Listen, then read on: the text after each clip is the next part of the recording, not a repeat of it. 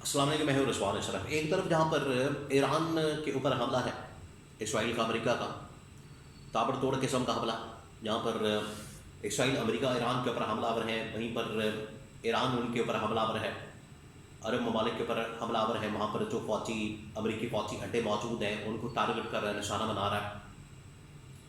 तो पैरेलल एक जंग हो रही है। वहीं पर एक और जो जंगी महाज खुला हुआ है वो है पाकिस्तान का अफगानिस्तान के साथ।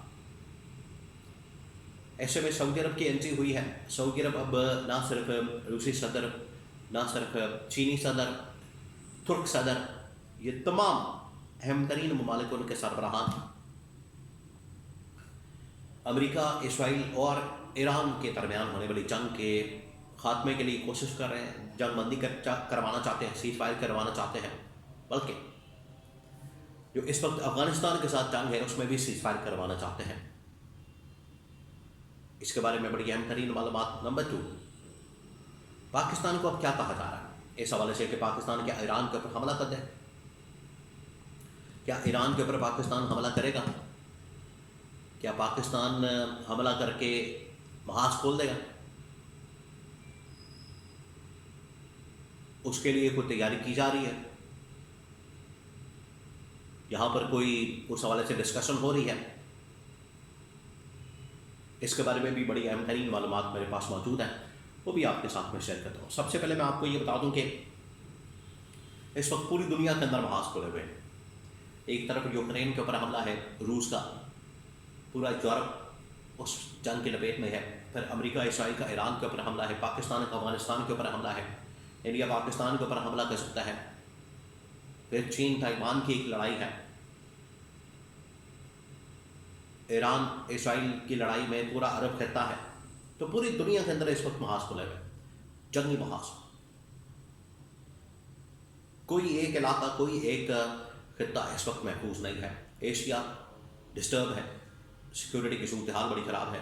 उधर अरब इलाका, फिर यूरोप, फिर अमेरिका ने जो पिछले दिनों लड़ाइयाँ खोली वेनेजुएला और कुछ और ममालिक के साथ, तो हालात पूरी दुनिया के बड़े ख़राब है।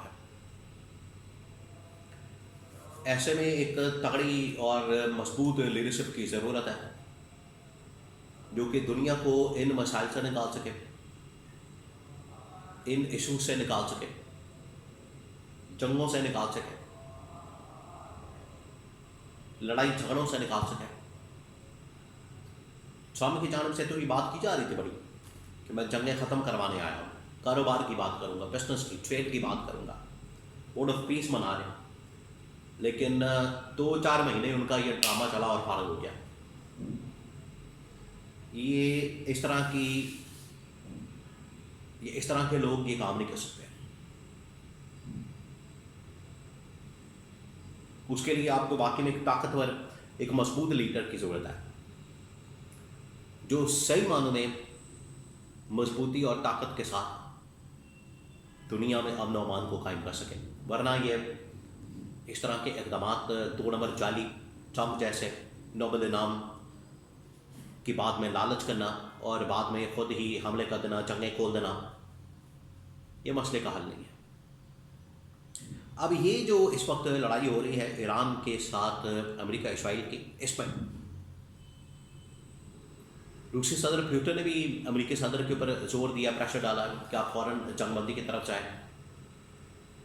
फिर तुर्क सदर तैयब एर्दोगान की जानिब से भी प्रेशर डाला जा रहा है कि आप फ़ौरन जंगबंदी की तरफ जाएं।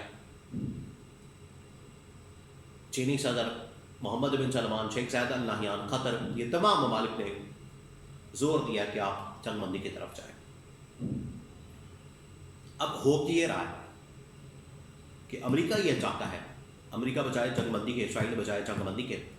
अमेरिका चले सदर तो कह रहा है कि जंग ख़त्म होने वाली है, इसराइल बीच में लोच डाल रहा है।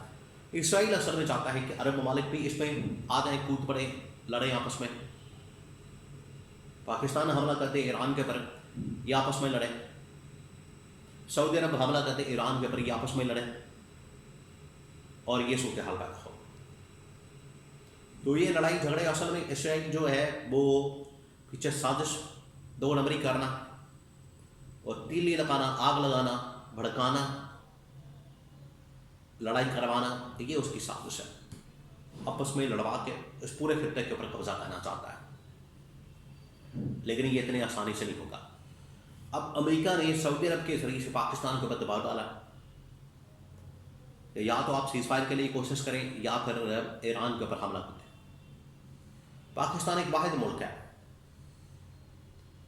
जिसका बॉर्डर डायरेक्ट बहुत बड़ा एक तवील बॉर्डर है जो पाकिस्तान का ईरान के साथ मिलता है। दुनिया के अंदर कोई और ऐसा मुल्क नहीं है जो कि इस वक्त डायरेक्ट ईरान के साथ इतना बड़ा बॉर्डर शेयर करता हो, सिर्फ पाकिस्तान है। तो अब पाकिस्तान के ऊपर असल में दबाव है, पाकिस्तान के ऊपर प्रेशर है कि पाकिस्तान इस जंग में कूद पड़े, पाकिस्तान इस जंग में ईरान के ऊपर हमला करते हैं, और सऊदी अरब के ज़रिए से ये कहलवाया जा रहा है। अब पाकिस्तान की डिमांड ऐसी रखती है $5 अरब ऑयल की, $5 अरब डिपॉजिट की। ये बड़ा मुश्किल है कि इसको पूरा किया जाए, लिहाजा अगर ये डिमांड पूरी नहीं होती तो फिर हमला भी नहीं होगा। लेकिन कम से कम पाकिस्तान ने ये ऑफ़र रख दी है कि अगर आप हमें ये पैसे पूरे दे दें, हम हमला कर देंगे या हम इस जंग में कूद पड़ेंगे। अपनी कीमत लगा दी है। पाकिस्तान को साफ इनकार करना चाहिए था इससे कि हमने नहीं करना इस जंग के अंदर, आप जो मर्जी करें, हम इस जंग से दूर हैं। ये चाहिए था पाकिस्तान को, इस किस्म का मौक़िफ़ अपनाता, इस किस्म का पॉइंट ऑफ व्यू लेता। अब जैसे ही ट्रंप की जानिब से ये बात की गई कि हम जल्दी जंग ख़त्म करना चाहते हैं, तो इसराइल ने ईरान के ऊपर हमला कर दिया और अब ईरान ने भी हमला किया। अब बहुत सारी रिपोर्ट सामने आ रही हैं कि इसराइल ने, एक तो अमेरिका ने जो अपना टोमोहॉक एक मिसाइल है, टोमोहॉक, वो इस्तेमाल किया इधर ईरान के स्कूल के अंदर, जहाँ पर बच्चियों को जिंदा मार दिया गया, शहीद कर दिया गया। और अब फास्फोरस का इस्तेमाल किया जा रहा है इसराइल की जानिब से, केमिकल वॉर, बायोलॉजिकल, ये शुरू कर चुका है। और इसराइल ये करेगा, इसराइल को पता है कि यहाँ पर ये अपने टारगेट्स अचीव करने में नाकाम है, लिहाजा वो केमिकल की तरफ जाएगा, बायोलॉजिकल की तरफ जाएगा, वायरस फैलाएगा, केमिकल फेंकेगा।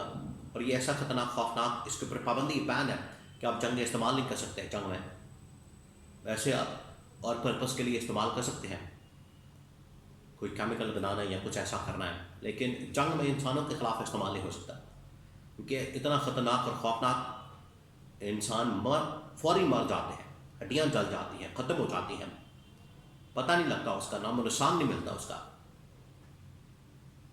तो ये अब इसराइल की जानिब से इस्तेमाल किया जा रहा है, जिसका इंकशाफ किया गया कि लेबनान के अंदर ईरान के ख़िलाफ़, हिज़्बुल्लाह के ख़िलाफ़, और ईरान के अंदर भी ये अब स्कूल में बच्चियों के ख़िलाफ़ अमेरिकी मिसाइल को इस्तेमाल किया गया, जो कि अमेरिका कह रहा है कि हमने ये नहीं कहा था इस्तेमाल करें।